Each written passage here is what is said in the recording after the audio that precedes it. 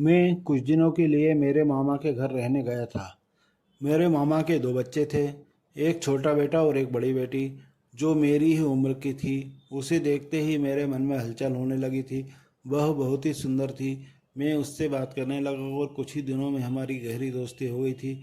एक रात जब मैं सो रहा था तो वह अचानक से मेरे बिस्तर पर आकर लेट गई। उसको इतना करीब देखकर मैं भी अपना होश खो बैठा। फिर मैंने धीरे धीरे अपना हाथ उसके। दोस्तों, आज की कहानी बड़ी मज़ेदार होने वाली है, तो वीडियो को पूरा देखना। मेरा नाम राजेश है और मैं एक छोटे से गांव में रहता हूँ। यह बात करीब 2 साल पहले की है। कॉलेज के पेपर ख़त्म करने के बाद मैं एकदम फ्री था और अब मैं सिर्फ आराम और सैर सपाटा करना चाहता था। लेकिन मज़े की बात यह थी कि जैसे ही घर वालों ने देखा कि मैं फ्री हूँ, उन्हें हर काम मुझसे ही करवाना था। कभी सब्जी लाने भेजते तो कभी दूध लाने भेज देते, और जितने भी आराम और फुर्सत के फल सोचे थे वह कुछ भी नहीं हो रहे थे। वह फ्री टाइम गुजारना मेरे लिए बहुत मुश्किल होता जा रहा था। मैंने दोस्तों के साथ कहीं घूमने का मन बनाया था, लेकिन किसी न किसी मजबूरी से हो नहीं पा रहा था। एक दिन मम्मी ने मुझसे कहा कि तुम्हारी मामी की तरफ चले जाओ, उन्हें कुछ चीज़ें भिजवानी है। वैसे भी वह बहुत बार तुम्हें बुला चुकी है, लेकिन तुम हो कि जाने का नाम ही नहीं लेते। मेरे मामा मामी बहुत दूर रहते थे और मुझे वहाँ जाना कभी अच्छा नहीं पसंद लगता था। इसलिए पिछले 3-4 सालों से मैं उनके पास गया ही नहीं था। आम तौर पर मैं मना कर देता, लेकिन मौजूदा हालत में मैंने सोचा चलो यही सही, थोड़ी तफरीह हो जाएगी। 2 दिन बाद मैं मामी के घर के लिए रवाना हो गया। जब मैं वहाँ पहुँचा तो मामी मुझे देखकर बहुत खुश हुई। मामी मुझे देखकर बहुत खुश हुई और स्वागत मेरा दिल खोल कर किया। उनके दो बच्चे थे। बड़ी बेटी थी जो कि 3-4 साल छोटी थी, और एक छोटा बेटा था जो 7 साल का था। दोनों बच्चे स्कूल गए हुए थे। मामा भी घर पर नहीं थे। मामी ने बताया कि मामा का ट्रांसफ़र दूसरे शहर हो गया था, इसलिए वह सिर्फ हफ्ते के अंत में दिन आते हैं। खाना खाने के बाद मैंने सोचा कि समय बिताने के लिए छत पर जाऊं। छत पर एक बड़ा सा आंगन था और एक कोने में 2 कमरे थे। एक कमरे में स्टोर रूम बनाया गया था। दूसरे की हालत देखकर लगा कि वहाँ कभी कभी सोने के लिए इस्तेमाल होता है। कमरे में एक छोटा सा पलंग बिछा हुआ था। पलंग के दोनों ओर फर्श पर बिस्तर बिछे थे। आंगन में एक कोने में एक बड़ा सा छोटा सा बाथरूम था। चारों ओर नज़र डाली, लेकिन कुछ खास नज़र नहीं आया। फिर मैं नीचे आकर मामी के साथ बात करने लगा। थोड़ी देर बाद दरवाज़ा खुला और सफ़ेद स्कूल यूनिफॉर्म पहने एक गोरी और छोटी सी सुंदर लड़की अंदर कमरे में दाखिल हुई। उसके अंदाज से मुझे पता चल गया कि यह मामी की बेटी है। अगर मैंने उसे कहीं और देखा होता तो शायद पहचान नहीं पाता, क्योंकि यह बिल्कुल बदल चुकी थी। दूध जैसी गोरी रंगत, बेदाग चेहरा और लंबे घने बाल जिसे उसने छोटी सी चोटी में बांध रखा। धूप की वजह से उसके सफ़ेद चेहरे पर हल्की सी लालिमा आ गई थी और उसके जिस्म की बनावट उसकी जवानी की शुरुआत का सबूत दे रही थी। मैंने उसे हेलो कहा, लेकिन उसने कोई खास तवज्जो नहीं दी और सीधे कमरे की ओर बढ़ गई। कपड़े बदलने और खाना खाने के बाद उसने अपनी किताब खोली और पढ़ाई में लग गई। मैंने उससे पढ़ाई के बारे में बात करने की कोशिश की, लेकिन वह बस मेरी बातों को बहुत साधारण और बेरुखी से जवाब दे रही थी। इसके अलावा कोई और बात करने के मूड में नहीं दिखी। मेरे पूछने पर उसने बताया कि वह अभी भी पढ़ रही है और आजकल उसके स्कूल में टेस्ट चल रहे हैं। मैं मामी और उनके बेटे से बातों में लग गया, लेकिन मेरा ध्यान बार बार उसकी तरफ जा रहा था। वह जितना मुझे इग्नोर कर रही थी, उतना ही उसके पास जाने का बहाना ढूंढता था। मेरे दिल में उसके लिए कोई गलत भावना नहीं थी, लेकिन फिर भी मैं उसकी तरफ खिंचा चला जा रहा था और चाहता था कि वह मुझसे बात करे। लेकिन वह अपनी पढ़ाई में मग्न थी और ऐसा लग रहा था जैसे मैं वहाँ मौजूद ही नहीं हूँ। रात को सभी लोग छत पर सोने के लिए गए। मामी ने मेरे लिए एक साइड पर चारपाई बिछा दी। वह मामी के करीब वाली चारपाई पर सो रही थी। सब लोग सो चुके थे, लेकिन मैं वहीं लेटा हुआ दूर से उसे देख रहा था। रात के अंधेरे में वह मुझे नज़र नहीं आ रही थी, लेकिन फिर भी उसकी तरफ देखकर मुझे एक अजीब सा सुकून मिल रहा था।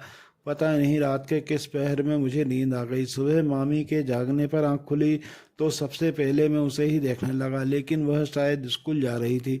सारा दिन मैं उसकी वापसी का इंतज़ार करते रहा, लेकिन जब वह वापस आई तो उसने फिर वही किया जो पहले दिन किया था और अपनी कल वाली रूटीन में लग गई। मैं फिर राहुल के साथ बातों में लग गया, जो कि मामी का बेटा था। मैं उसके साथ बाजार गया और वहाँ कुछ चीज़ें खरीदी। उसके लिए वहाँ एक चॉकलेट खरीदी। जब घर आकर मैंने उसको चॉकलेट दी तो उसने यह कहकर मना कर दिया कि उसे चॉकलेट पसंद नहीं है। फिर वह अपनी पढ़ाई में लग गई। जितना मुझे अनदेखा कर रही थी, मेरे दिल में उसके लिए उतनी ही कशिश बढ़ती जा रही थी। राहुल मुझे बाहर जाने का कहता, लेकिन मेरा उसके सामने से हटने का मन नहीं करता था। दिल बस यही करता था कि मैं हर वक्त उसे देखता रहूं। इस रात भी हम सभी छत पर सो रहे थे कि अचानक बारिश होने लगी। मामी ने मुझे कहा कि मैं अंदर कमरे में जाकर सो जाऊं। लाइट नहीं होने की वजह से मैंने कमरे में घना अंधेरा था। मैं धीरे धीरे टटोल कर पलंग के साइड पर फर्श पर बिछे बिस्तर के साथ दीवार से सटकर लेट गया। मुझे लेटते ही नींद आ गई। थोड़ी देर बाद बादलों के गरजने की आवाज़ से मेरी नींद खुली और मुझे महसूस हुआ कि मेरे पास कोई और भी लेटा हुआ था। लाइट अब तक नहीं आई थी और कमरे में घुप अंधेरा था। मैंने मन में सोचा कि राहुल मेरे पास आकर लेट गया होगा। जैसे ही बिजली कड़कने के साथ आसमान में चमक आई, कमरे में थोड़ी सी रोशनी फैली तो मैंने देखा कि मेरे साथ राहुल नहीं बल्कि उसकी बहन लेटी है। मेरी तो सांस ही थम गई। ऐसा लगा जैसे मेरे अंदर से जान निकल गई हो। उसे इतनी करीब सोते देखकर मैं अपने होश खो बैठा था। मैं उसकी तरफ करवट बदलकर बिल्कुल शौक लेटा रहा, जैसे अगर मैंने कोई हरकत की तो कुछ गलत हो जाएगा। काफ़ी देर तक मैं इसी हालत में पड़ा रहा। थोड़ा नॉर्मल हुआ तो दिल में ख्याल आया कि उसे जगाऊं, लेकिन यह डर लग था कि उसकी आंख खुल गई तो कहीं कोई समस्या ना हो जाए। मुझे अंदाजा हो गया था कि अंधेरे की वजह से वह गलती से मेरे पास आकर लेट गई थी। अगर उसे पता होता तो वह कभी यहाँ नहीं लेटती। मुझे समझना जरूरी था कि वह गलती से यहाँ लेटी है या जानबूझकर। इसलिए मैंने ऐसे सोने का नाटक करते हुए धीरे से अपना हाथ उसके बाजू पर रखा ताकि वह जाग जाए। जैसे ही मेरा हाथ उसके बाजू को छुआ, मुझे एक अजीब सा एहसास हुआ। मेरे हाथ से उसके छूने पर उसकी आंख खुल गई और उसने तुरंत मेरा हाथ पीछे किया और उठकर बैठ गई। वह धीरे धीरे मेरी तरफ देखने लगी, जैसे यह समझने की कोशिश कर रही थी कि उसके पास कौन सो रहा है। मैं वहीं लेटा हुआ ऐसे दिखा रहा था जैसे मैं गहरी नींद में हूँ। मुझे किसी बात की खबर नहीं। मेरे हल्के से खर्राटों से उसे समझ में आ गया कि गलती से मेरे पास आ गई थी। उसने जल्दी से अपनी चादर उठाई और पलंग की दूसरी साइड पर जाकर लेट गई। मैंने एक ठंडी सांस ली और खुद को ही कोसने लगा कि उसे जगाने की क्या जरूरत थी। कम से कम वह मेरे पास तो लेटी हुई थी। अब पता नहीं ऐसा मौका दोबारा कब मिलेगा या नहीं मिलेगा। अगले दिन उसने पहले जैसा ही बर्ताव रखा। जैसे कुछ नहीं लगा कि रात की बात पर उसने कुछ रिएक्ट किया हो, बल्कि वह पहले से ज़्यादा परेशानी से पढ़ाई में लगी हुई थी। मैंने थोड़ी हिम्मत करके उससे उसके परेशानी का कारण पूछा तो उसकी बजाय मम्मी ने बताया कि कल उसका मैथ का पेपर है और वह मैथ में काफ़ी कमज़ोर है। मैंने मामी से कहा कि आप फिक्र मत करो, मैं उसे तैयारी करवा देता हूँ। यह सुनकर उसे थोड़ी तसल्ली हुई। मैंने थोड़ी देर तक उसके साथ बैठकर मैथ की तैयारी करवाई। इस दौरान कई बार मेरा हाथ उसके हाथ को छू गया तो जैसे करंट सा लगा। उसके बाद मुझे थोड़ी देर फ्रैंक हो गई थी। अगले दिन पेपर देकर आई तो बहुत खुश लग रही थी। मेरे पूरे पूछने पर उसने बताया कि पेपर बहुत अच्छा गया था और अब उसके सारे पेपर ख़त्म हो चुके थे। फिर उसने मुझसे हाथ मिलाकर मेरा शुक्रिया अदा किया। आपकी वजह से मेरा पेपर अच्छा हो गया। उसका नरम और नाजुक हाथ अपने हाथ में लेकर मैं अपने होश से बेगाना हो गया था। उसके बाद मैंने उसका एक बिल्कुल अलग अलग रूप देखा। वह मुझसे खुलकर बात करने लगी थी। अगले 2 दिन हम दोनों ने बहुत गपशप की और वक्त का पता ही नहीं चला। इस रात को सोते समय फिर से बारिश हो गई और मामी ने आज फिर मुझे अंदर जाकर सोने को कहा तो मैं कमरे में पलंग की दूसरी साइड पर आकर सो गया जहां राहुल सोया हुआ था। थोड़ी देर बाद मेरी आंख खुल गई। कमरे में घुप अंधेरा था। इस वक्त बिजली चमकी और उस चंद सेकंड की रोशनी में मुझे लगा कि मेरे साथ राहुल की जगह वह सो रही है। मैं तो चौंक गया। थोड़ी देर ऐसे ही लेटे रहने के बाद मैंने सोचा कि उस दिन की तरह उसको फिर जगा दूं, वरना अगर लाइट आने पर सुबह उठने पर मामी ने देख लिया तो पता नहीं क्या समझेंगी। फिर मैंने उसके हाथ उसके बाजू पर इस तरह से मारा जैसे नींद में लग गया हो। वह उठी और बैठकर गौर से मेरी तरफ देखा, फिर दोबारा वहीं लेट गई। मगर मैं अभी भी बिल्कुल जैसा का तैसा ही लेटा रहा और सोने की एक्टिंग जारी रखी। मैं दीवार वाली तरफ था और वह पलंग की तरफ थी। हमारे बीच की दूरी बहुत कम थी। अगर मुझे समझ में आ रहा था कि क्या करूं। मैंने सोचा कि उठकर दूसरी तरफ सो जाऊं, लेकिन फिर वहीं लेटा रहा। लगभग 10 मिनट तक तो मैं ऐसे ही लेटा रहा। फिर थोड़ी हिम्मत करके अपना हाथ आगे बढ़ाया और उसकी चादर पर रख दिया। हाथ रखते ही जैसे मुझे न जाने क्या होने लगा। थोड़ी देर तक उसने किसी हरकत का इंतजार करता रहा, लेकिन ऐसा लग रहा था जैसे वह गहरी नींद में सो रही हो। फिर मुझ में और हिम्मत आ गई। इससे अपने ऊपर चादर ली हुई थी और मैं चादर के ऊपर ही हाथ फेर रहा था। 15 मिनट तक मैं ऐसे ही चादर के ऊपर हाथ फेरता है, लेकिन उसने कोई रिस्पांस नहीं दिया।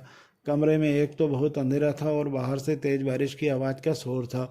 अब मुझे भी हिम्मत आ गई और मैं थोड़ा सा और आगे को सरका। अब उसके और मेरे बीच का फासला बहुत कम हो गया था, मगर जैसे ही मैंने अपना हाथ उसकी चादर के अंदर डाला तो उसने फ़ौरन से मेरा हाथ पकड़ लिया। मेरी तो जैसे सांस ही निकल गई, मगर मैंने कोई हरकत नहीं की और यूं ही लेटा रहा। मगर अभी तक उसने मेरा हाथ पकड़ा हुआ था। फिर वह सीधी होकर लेटी और मेरे हाथ को अपने ऊपरी हिस्से पर रख लिया।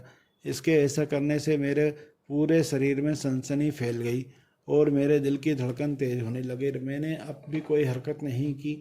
थोड़ी देर तक वह मेरा हाथ यूं ही रखे रही।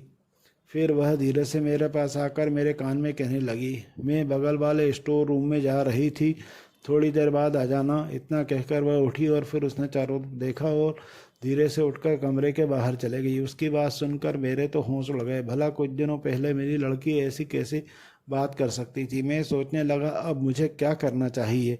फिर मैंने सोचा अगर वह खुद सामने से मौका दे रही है तो क्यों ना इस मौके का फ़ायदा उठा जाए। फिर मैं भी धीरे से उठकर कमरे से बाहर चले गया और धीरे धीरे स्टोर रूम की बढ़ने लगा। अंधेरे में मुझे कुछ नज़र नहीं आ रहा था, लेकिन मेरी धड़कनें तेज हो गई थी। उसके कहे शब्द मेरे कानों में गूंज रहे थे। स्टोर के दरवाजे पर पहुंचते ही मैंने हल्की सी खड़खड़ाहट सुनी।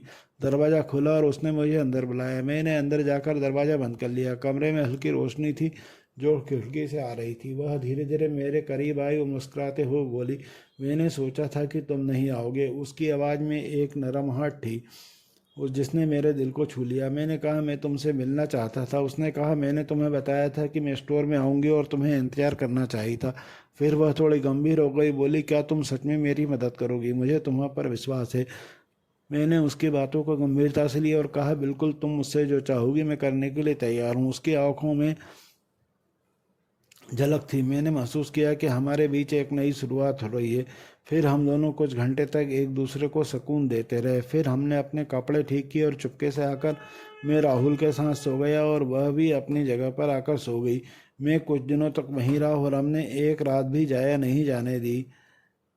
तो दोस्तों, ये कहानी आपको कैसी लगी कृपया एक छोटा सा कमेंट कर दें, जिससे मुझे नई ऊर्जा मिले। और वीडियो को लाइक और चैनल को सब्सक्राइब अवश्य करें। आपके कमेंट से मुझे नई ऊर्जा मिलती है। धन्यवाद।